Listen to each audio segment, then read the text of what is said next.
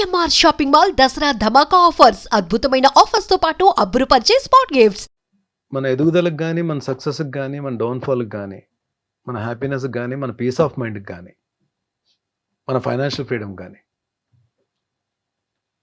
మనమే కారణం అండి. ఎవ్వరు కారణం కాదు దానికి. మనం చేసుకున్న స్వయంకృత అపరాధం, మనం చేసుకున్న పొరపాట్లు, తప్పు అని తెలుసు కూడా చేసిన తప్పులు, ఇవన్నీ యాడ్ ఆన్ అవుతాయి. అంటే నిజంగానే చాలా మందికి ఆలోచన వస్తుంది, బర్నీ అంటే నేను ఇన్ని ప్రాజెక్ట్స్ చేసిన తర్వాత డబ్బులు అంటే ఒక బ్యాకప్ ఉండాలంటే మంచిగా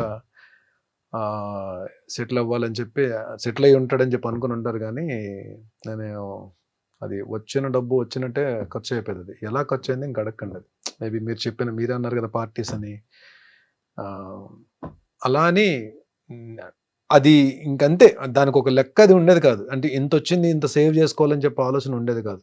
నాట్ ఓన్లీ పార్టీస్ ఒక్క దగ్గరే కాదు, అది ఫ్రెండ్స్ అడిగారని, వాళ్ళు అడిగారని, వాట్ ఎవర్ మేబీ అది అలా వెళ్ళిపోయింది.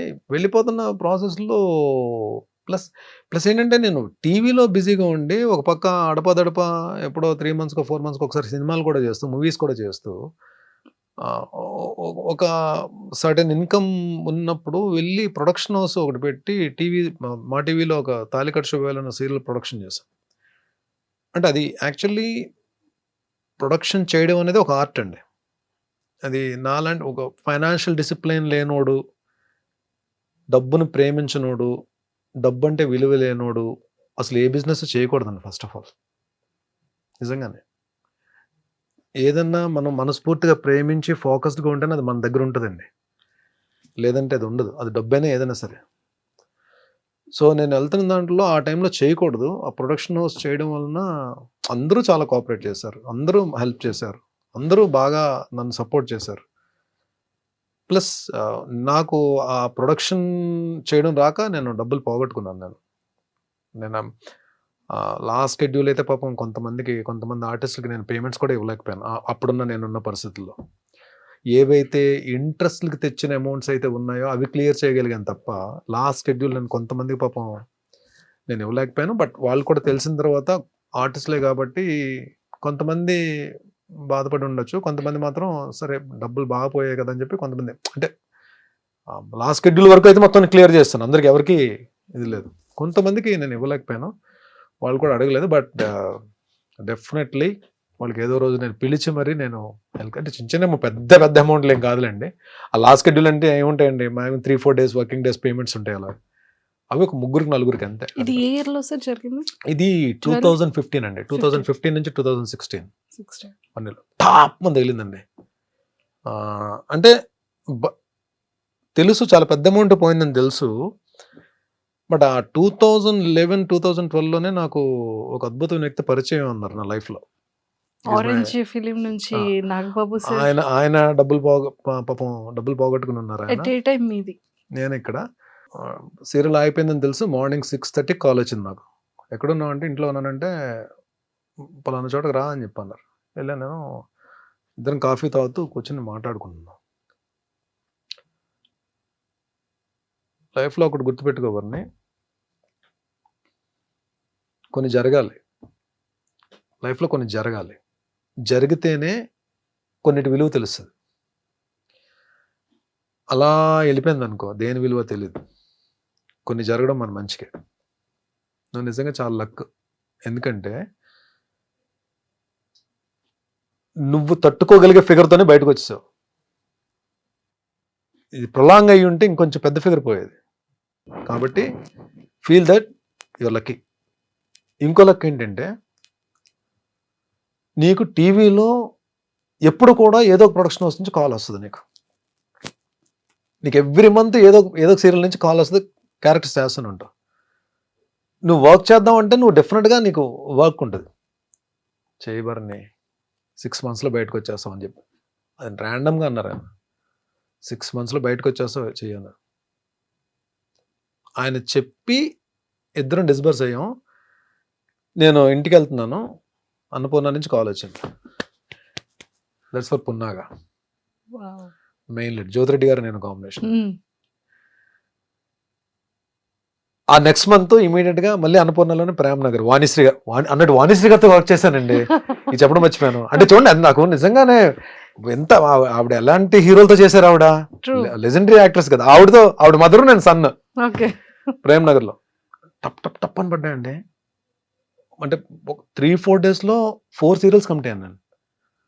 7 months ఎలా వర్క్ చేశానంటే, ఈవెన్ ఒక రోజులో అయితే మార్నింగ్ 4 కాల్ షీట్స్ కూడా చేసేవాళ్ళు కదా సార్?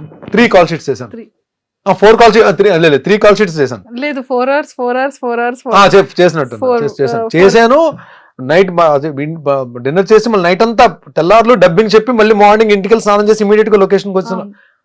అసలు ఆ పీరియడ్ మాత్రం ఎలా వర్క్ చేశాను నాకు తెలియదు. ఐ కుడ్ కమ్అట్ అంటే నెమ్మదిగా ఒక 3-4 months లో కొన్ని మేజర్వి క్లియర్ చేయగలిగా. సార్ ఎక్కువగా మీతో నాగబాబు సార్ ఎక్కువ ట్రావెల్ చేస్తూ మీతో ఎక్కువగా కనిపిస్తూ ఉంటారు, ఎక్కువ మీతో ఉంటూ ఉంటారా? నాగబాబు గారు నాతో ఉండడం కాదండి, నేను నాగబాబు గారితో ఉంటాను. నేను అంటే కరెక్ట్ చేసుకోండి. నాగబాబు గారితో నేను కాదు, నాలో ఒక 3-4 ఉంటాం. ఆయనతో ఎప్పుడూ ఉంటాం. ఈజ్ లైక్ ఒక అద్భుతమైన పాజిటివ్ వైబ్ ఉన్న క్యారెక్టర్ ఉన్న వ్యక్తి. చాలా మందికి నాగబాబు గారు మెగా బ్రదర్ గానే తెలుసు. బట్ ఆయనతోటి ఎవరైనా ట్రావెల్ చేస్తే ఆయన నా మనిషి అని ఓన్ చేసుకుంటారు. మా నాగబాబు గారు నాగబాబు గారిని ఎవరైనా అంటే పగిలిపోద్ది ఒక్కొక్కటిగా అన్న దీంట్లో ఉంటారు, అన్న మైండ్ సెట్తో ఉంటారు. ఏమో నేనైతే ఆ మైండ్ సెట్తో ఉంటాను. నాగబాబు గారిని ఎవరైనా సరే నాకు ముందు నశాలానికి ఎక్కేస్తుంది నాకు.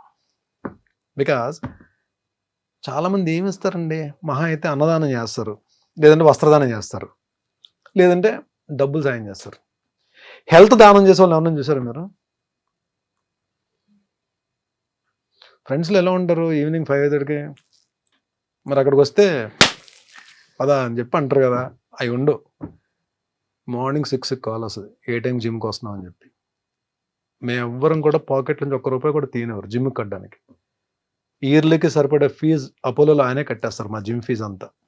నాకు ఒక్కడికే కాదు, ఆయన చుట్టూ ఉన్న బ్యాచ్ అందరికి. మమ్మల్ని మేము ఎంతో కూడా సంపాదించుకుంటున్నాం కదా, మేము కట్టగలం కదా, మా జిమ్ ఫీజు మేము కట్టగలం కదా. ఆయనకి అదొక సరదా. ఆయన వలన మాకు హెల్ప్ అవ్వాలి, ఆయన వలన మేము హెల్తీగా ఉండాలి, ఆయన వలన మేము ఫిట్గా ఉండాలి. మేము ఫిట్గా ఉంటే 4 క్యారెక్టర్లు వస్తాయి మాకు, మేము మంచి పేరు తెచ్చుకుంటాం, మేము పని చేయగలం. ఈ కాన్సెప్ట్ ఉంటారు. అంటే ఇంకోటి ఏంటి, హెల్దీ బాడీకి ఎప్పుడు హెల్దీ మైండ్ ఉంటుంది అని చెప్పి ఆయన ఆలోచన. Actually it's true. So what he says always, when you change your habits, those habits will change your future. ఇది concept. Change your habits, those habits will change your future life. ఇది ఎవరు చెప్తారండి? మన అమ్మా నాన్న చెప్తారు మనకి. అమ్మా నాన్న పాడైపోమని ఎవరికి చెప్పరు కదండి. కానీ మన అమ్మా నాన్న చెప్పే కూడా మనకు నచ్చవు. ఈయనలో గమ్మత్తైన విషయం ఏంటంటే, ప్రతి విషయం మనకు నచ్చేటట్టు చెప్తారు. మన మదర్ ఫాదర్ కూడా అంత పేషెంట్గా చెప్తారో చెప్పరో తెలియదు, అంత పేషెంట్గా చెప్తారు. ఆయన చదవని బుక్స్ ఉండవు, ఆయన గెయిన్ చేయాలని నాలెడ్జ్ ఉండదు. ఎన్ని బుక్స్ చదువుతారు. ఈవెన్ వాళ్ళ తమ్ముడు పవర్ స్టార్ డిప్యూటీ సీఎం గారు కూడా చాలా బుక్స్ చదువుతారు. ఆయన చాలా సందర్భాల్లో చెప్పారు, మా అన్న నాకు ఈ బుక్స్ ఇచ్చారు చదవమని చెప్పి. ఈయన దగ్గర బుక్స్ కలెక్షన్, మంచి బుక్ అని చదివి నాకు ఒక బుక్ ఇచ్చారండి. నాకు చాలా బుక్స్ ఇచ్చారు ఆయన గిఫ్ట్స్ కింద. అటామిక్ హ్యాబిట్స్ అని ఒక బుక్ ఇచ్చారు. మంచి బుక్, అది మీరు వినే ఉంటారు, అటామిక్ హ్యాబిట్స్ అని బుక్. దాని తర్వాత నా లైఫ్ స్టైల్ చేంజ్ అయిపోయింది. లైఫ్ స్టైల్ చేంజ్ అని చెప్పిన నా హ్యాబిట్స్ అన్ని మారాయి. I start drinking, I start smoking, ఈ పార్టీయింగ్ అన్నది తగ్గిపోయాను. నేను ఫ్రెండ్స్ని కలుస్తాను, వెళ్తాను. కానీ అప్పుడు లైఫ్ ఎలా ఉంది, ఇప్పుడు లైఫ్ ఎలా ఉంది నాగబాబు సార్ పరిచయం అయ్యాక? అండ్ ఈ ఆరోగ్యాన్ని దానం చేసిన తర్వాత, ఈ బుక్స్ ఇచ్చిన తర్వాత మీ కెరియర్ ఎలా చేంజ్ అయింది అప్పటికి ఇప్పటికి? మన మీద మనకి కాన్ఫిడెన్స్ డెవలప్ అవుతుందండి, మన మీద మనకు నమ్మకం స్టార్ట్ అవుతుంది. ఇంకొకటి, ప్రాబ్లంలా చూడడం మానేస్తాం మనం. యాక్చువల్లీ ప్రాబ్లం అని మాట్లాడుకుంటేనే అది ప్రాబ్లం. అసలు ప్రాబ్లం గురించి ఆలోచించకపోతే అది ప్రాబ్లం కాదు. అది యాక్చువల్లీ దాని ఇంపాక్ట్ 20% ఉంటే మనం 100% ఆలోచిస్తాం మనం. యాక్చువల్లీ అది మహా అయితే 20% చేయగలుగుతాము. బట్ సొల్యూషన్ లేని ప్రాబ్లం అంటూ ఉండదు. ప్రతి ప్రాబ్లంకి సొల్యూషన్ ఉంటుంది, కానీ దాన్ని మనం ఎక్కువ ఆలోచించేస్తాం.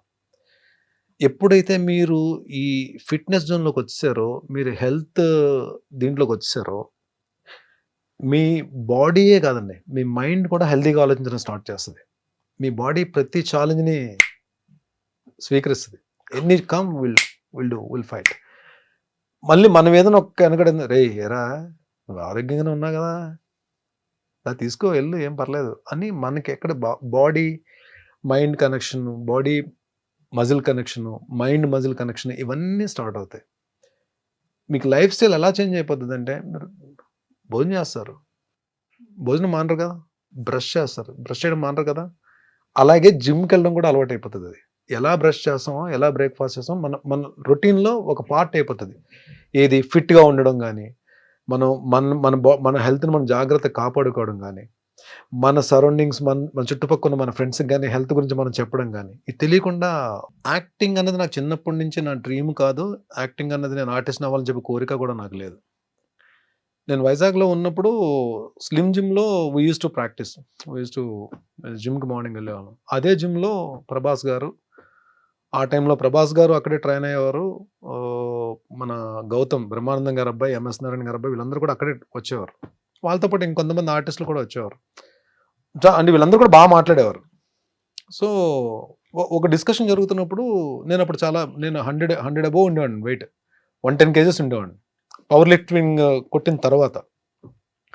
సో డిస్కషన్లో ఎవరో ఇలా పిచ్చాపాటి మాట్లాడుకుంటే ఎవరో సరదా అన్నారు, భరణి కూడా ఇండస్ట్రీకి వస్తే బాగుంటుంది కదా అని చెప్పంటే, యువతలు ఇంకో అబ్బాయి ఎవరో, అప్పుడు నేమ్ రివీల్ చేయడం అనవసరం, అది తను ఏమన్నాడంటే, భరణి వచ్చిన ఇండస్ట్రీకి వచ్చిన విలన్ పక్కన కర్ర పట్టుకుని నిలబడి ఎస్ బాస్ అనే క్యారెక్టర్స్ తప్ప ఏమి రావు అని.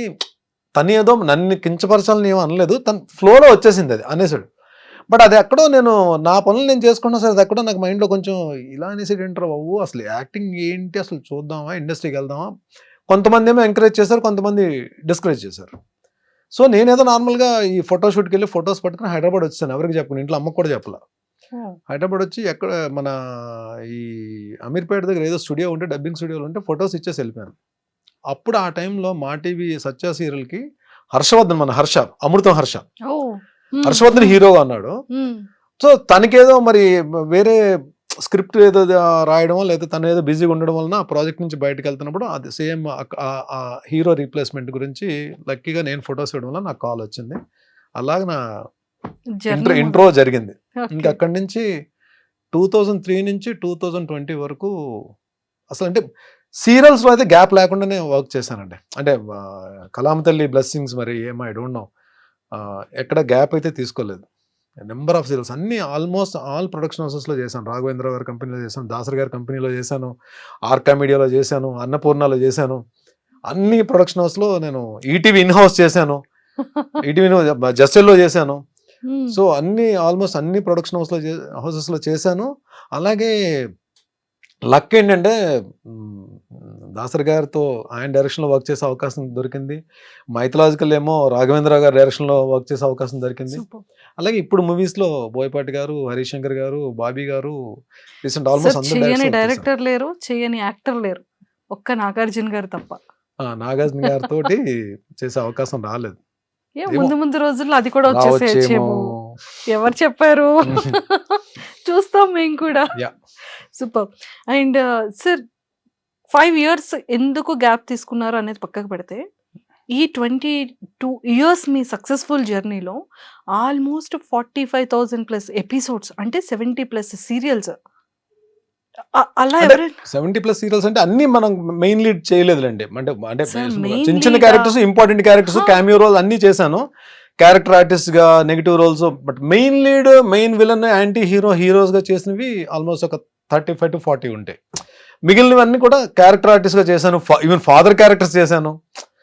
లాస్ట్కి వచ్చేటప్పటికి మీకు ఏది ప్రేమ్నగర్ అన్నపూర్ణ స్టూడియోస్, అది ఫాదర్ క్యారెక్టర్ కానీ మెయిన్ లీడ్ అది. తర్వాత అమ్మ కోసం Gemini main lead, Kathalo Rajakumari main lead, Punnaga main lead. అంటే ఎండ్లో కూడా చేసినవి అంటే మెచ్యూరిటీ ఉన్న క్యారెక్టర్సే కానీ, బట్ మెయిన్ లీడ్ క్యారెక్టర్సే చేశాను నేను. సూపర్. అసలు ఇలా అవుతుండగా, అంటే సీరియల్ నుంచి స్టార్ట్ అయింది కదా సార్ మీ జర్నీ, ఫిలింలో ఎలా స్టార్ట్ అయింది? ఫస్ట్ ఫిలిం ఏంటి మీది? సో ఇది చెప్పాలండి, నా పని నేను చేసుకుని వెళ్తున్నా. ఒకరోజు నేను షూటింగ్లో ఉండగానే రాజీవ్ అన్న కాల్ చేశాడు. రాజీవ్ మేమందరం కూడా యూజ్ టు ప్లే క్రికెట్ అందరం కూడా. రాజీవ్ అన్న కాల్ చేసి ఎక్కడున్నారా మీరంతా అని చెప్పంటే ఇంకా 2-3. సరే మేము ఎలా అని చెప్పంటే మేము ఫిలిం సిటీలో షూట్ చేస్తున్నాము యమదొంగ సినిమాకి. తారక్ హీరో యమదొంగ. సో నేను ఒక 4 కొన్ని క్యారెక్టర్స్కి ఒక 4 పేర్లు నేను సజెస్ట్ చేశాను. అంటే వాళ్ళకి కూడా కావాలి, కొంచెం ఫెమిలియర్ ఫేసెస్ కావాలి. సో సజెస్ట్ చేశాను, మీరు ఒకసారి ఫిలిం సిటీకి రండి అని చెప్పాను. కానీ షూటింగ్ ప్యాకప్ అయినా మేము వెళ్ళాం. వెళ్తే ఫస్ట్ టైం రాజమౌళి గారిని కలవడం. సో రాజీవ్ అన్న మమ్మల్ని ఇంట్రడ్యూస్ చేశాడు. చూసిన తర్వాత అన్ని క్యారెక్టర్లకి కో డైరెక్టర్ గారు మమ్మల్ని ఓకే చేస్తారు. నాది అందులో మోహన్ బాబు గారు రాజీవ్ కాంబినేషన్. రాజీవ్ అన్న ఇంద్రుడు, నేను వాయుదేవుడు. ఒక ఎపిసోడ్ ఉంటుంది, పెద్ద ఎపిసోడ్ ఉంటుంది. అది యముడు ఇంట్రో తోటి ఎపిసోడ్ ఉంటుంది. ఫస్ట్ టైం అంటే బిగ్ స్క్రీన్ కి వెళ్ళి రాజమౌళి గారితో వర్క్ చేసే అవకాశం. ఫిలిం డైరెక్షన్ రాజమౌళి గారితో స్టార్ట్ చేశారు. సో మొత్తానికి ఆ యమదొంగ సినిమా చేసి వచ్చాం. అంటే మంచి క్లోజులు పడ్డాయి. అప్పుడు క్లోజ్ పడితేనే హ్యాపీ కదా, మనకు ఒక సెపరేట్ క్లోజ్. బయటకు వచ్చి నాకు ఒక క్లోజ్ పడిందని చెప్పి. ఇది ఫస్ట్ ఎక్స్పీరియన్స్. అయితే సెకండ్ ఎక్స్పీరియన్స్ ఏమవుతుందంటే మనకి, అంటే టీవీని నేను తక్కువ చేయలేదండి. టీవీని ఎప్పుడు నెగ్లెక్ట్ చేయలేదు. టీవీ నాకు అన్నం పెట్టింది, టీవీ నాకు గౌరవం ఇచ్చింది, టీవీ నాకు సెలబ్రిటీ హోదా ఇచ్చింది, టీవీ నాకు ఫైనాన్షియల్ ఫ్రీడమ్ ఇచ్చింది, టీవీ నాకు అవార్డ్స్ తెచ్చిపెట్టింది, టీవీ నాకు ఒక రకంగా నన్ను ఒక మెట్టు పైకి తీసుకెళ్ళింది నాకు. సో టీవీయే నాకు జనాల్లో గుర్తింపు ఇచ్చింది. టీవీయే ఈవెన్ బిగ్ డైరెక్టర్స్ దగ్గరికి డోర్స్ ఓపెన్ అయ్యేటట్టు చేసింది. సో నేను వెళ్ళే ప్రాసెస్లో అంటే అటు మంచి ఉంటుంది, చెడు ఉంటుంది. మళ్ళీ వేరే సినిమా నుంచి కాల్ వచ్చింది, వేరే మూవీ నుంచి కాల్ వచ్చింది. అంతే కదా, మనం మంచి ఎగ్జైట్ అయిపోయి వెళ్ళిపోతాం కదా. వెళ్ళిపోయి టైమింగ్స్ కొనుక్కున్నాం, వెళ్ళిపోయాం. అప్పుడు నాకు కార్ కూడా లేదు, నేను బైక్ 2 వీలర్ మీద వెళ్ళేవాడిని. సో 2 వీలర్ మీద వెళ్ళిపోయి వాళ్ళు చెప్పిన లొకేషన్కి, అప్పుడు మనకి ఈ స్మార్ట్ ఫోన్స్ లేవు కదా, లైక్ అంటే 2000 స్మార్ట్ ఫోన్స్ లేవు, నార్మల్ ఫోన్సే. కనుక్కొని కోఆర్డినేటర్ పట్టుకుని లొకేషన్కి వెళ్ళిపోయాను. లొకేషన్కి వెళ్ళిపోయి వాళ్ళు ఒక యూనిఫామ్ ఇచ్చారు, యూనిఫామ్ వేసేసుకున్నాను. ఫస్ట్ టైం నేను పోలీస్ ఆఫీసర్ అని చెప్పి ఒక చిన్న ప్రౌడ్ తోటి లొకేషన్లోకి ఎంటర్ అయ్యాను. హాల్లోకి ఆశీష్ విద్యార్థి కాంబినేషన్ అని చెప్పన్నారు. అప్పటికి ఆశీష్ విద్యార్థి బాగా మూవీస్లో బాగా వస్తున్నారు ఆయన. లోపలికి వెళ్ళేటప్పటికి ఒక 200 మంది పోలీస్ ఆఫీసర్స్ ఉన్నారండి. నా అలాగే యూనిఫామ్ వేసుకుని అందరూ ఉన్నారు. నాకేం అర్థం కాలే ఒక్క నిమిషం. సో నన్ను కొంచెం ఫిట్గా ఉన్న వాళ్ళని, కొంచెం ఆ యూనిఫామ్ కరెక్ట్గా క్యారీ చేసే వాళ్ళని, కొంతమందిని ఒక 30 మందిని సెలెక్ట్ చేసి ఫస్ట్ 3 లైన్స్లో నిలబెట్టారు. నేను 3rd లైన్లో ఉన్నా.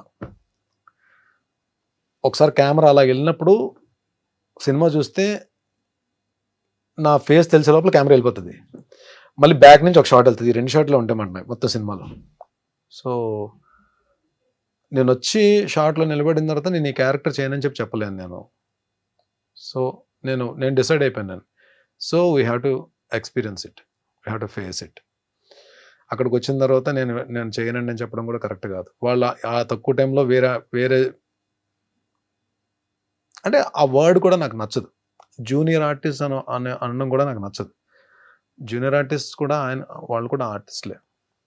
నేను ఆ జూనియర్ అనే పేరు వాడడం కూడా నాకు నచ్చదు. Even I respect them. నేను వాళ్ళు నిజంగా వాళ్ళతో చాలా గౌరవంగా, చాలా పద్ధతిగా మాట్లాడతాను. లొకేషన్స్ ఒకటి అక్కడ వాళ్ళు కూడా నన్ను బాగా ఇష్టపడతారు నన్ను, ఎందుకంటే చాలా మందితో వర్క్ చేశాను కదా నేను. వాళ్ళు కూడా ఇష్టపడతారు. సో ఏమైపోయిందంటే లంచ్ బ్రేక్ వచ్చేటప్పటికి బయటకు వెళ్తే మొత్తం ఈ 300 మందితో లైన్లో నిలబడి ప్లేట్ పట్టుకుని వెళ్ళాలి, ఉంటుంది కదండి. So I had lunch. నాకు ఎక్కడో ఒకటి నేను చేసింది కరెక్టా రాంగా ఒక తెలియని జడ్జిమెంట్లో ఉన్నాను. అలాగనే వెళ్ళలేను. బట్ నా మనసుకు నేనే సమాధానం చెప్పుకున్నా, నో ఇది జరగాలి, నువ్వు అన్నీ ఫేస్ చేయాలి ఇండస్ట్రీకి వచ్చిన తర్వాత. మేబీ నేను కొన్ని రోజులు అప్పుడు ఎంతండి రెమ్యునరేషన్స్, నా స్టార్టింగ్ రెమ్యునరేషన్ 1500 1250 అండి నా ఫస్ట్ సీరియల్కి. సెకండ్ సీరియల్కి 1250 నుంచి 1700కి వెళ్ళి ఉంటాను నేను నిజంగా అప్పుడులో 2003లో. తర్వాత చిలాసో స్రవంతి తర్వాత నేను అడిగిన రెమ్యునరేషన్ ఇచ్చారు తప్ప, అప్పటి వరకు చిలాసో స్రవంతి తర్వాత నేను అడిగిన రెమ్యునరేషన్ ఇవ్వడం స్టార్ట్ చేశారు. అంతవరకు వాళ్ళు ఏ రెమ్యునరేషన్ అడిగితే రెమ్యునరేషన్ మాత్రం నేను ఎప్పుడు డిమాండ్ చేయలేదండి. అది చాలా మంది ప్రొడక్షన్ హౌస్లో నేను చాలా కంఫర్ట్గా వాళ్ళు చెప్పిన టైంకి వెళ్ళేవాడిని. వాళ్ళు ఏ టైంకి వెళ్తే వాళ్ళు ఏ టైంకి వచ్చి తెల్లారుజామున సార్ డబ్బింగ్ చెప్పేసి నేను డబ్బింగ్స్ ఫినిష్ చేసి నా వల్ల మాత్రం ఎప్పుడు ఏ ప్రాబ్లం కూడా ఏ ప్రొడక్షన్ హౌస్కి క్రియేట్ చేయలేదు. అండ్ వాళ్ళు చాలా మంది చెప్పారు కూడా నాకు. సూపర్. సో అది ఎక్స్పీరియన్స్. అది బ్యాడా గుడ్డా తీసి పక్కన పెట్టండి. మనం అక్కడికి వెళ్ళిన తర్వాత we have to face it. So ఏదైనా సరే అంతే, మనం ఒకసారి తెలియకుండా ఒక దాంట్లోకి వెళ్తాం. మనం అక్కడికి వెళ్ళిన తర్వాత పశ్చాత్తాపడడం కన్నా you face it, you experience it, you enjoy it. అది అలాగే 2-3 జరిగిన ఇన్సిడెంట్స్ ఉన్నాయి. బట్ స్టిల్ దాని తర్వాత నాకు దాసరి గారి కాంపౌండ్లోకి వెళ్ళడం, తూర్పు పడమర సీరియల్లో చూసి ఇంకా ఆయన ఇమీడియట్గా మేస్త్రి సినిమా అప్పుడు చేస్తున్నారు. ఆయన ప్రొడక్షన్ హౌస్, సురేష్ కృష్ణ గారు డైరెక్షన్, భాషా డైరెక్టర్, రజనీకాంత్ గారి భాష చేసిన డైరెక్టర్ ఆయన. తూర్పు పడమరలో నా ఇది చూసి ఆయన మేస్త్రిలో విలన్గా తీసుకున్నారు. అలాగా దాసరి గారి కాంపౌండ్లోకి ఎంట్రీ జరిగింది. బట్ దాసరి గారు మాత్రం నేను ఈ ఇంటర్వ్యూ పరంగా ఇంటర్వ్యూ ద్వారా ఆయన ఆత్మకి శాంతి చేకూరాలని చెప్పి నేను కోరుకుంటున్నాను. బట్ ఎంతమందిని డైరెక్టర్స్ని ఇచ్చారు, ఎంతమంది ఆర్టిస్టులు ఇచ్చారు, లెజెండ్స్ని ఇచ్చారు ఆయన కాంపౌండ్ నుంచి వచ్చిన వాళ్ళు. అలాంటి వ్యక్తి భరణి టీవీలో చూసి భరణిని తీసుకెళ్ళి ఆయన మూవీస్లో ఆయన ఉన్నప్పుడు నేను ఎంటర్ అయిన తర్వాత ఆయన చేసిన 4 సీరియల్స్లో మెయిన్ క్యారెక్టర్స్ ఇచ్చారండి. ఆయన ప్రొడక్షన్ హౌస్ నుంచి వచ్చిన 3 సినిమాల్లో కూడా క్యారెక్టర్స్ ఇచ్చారు.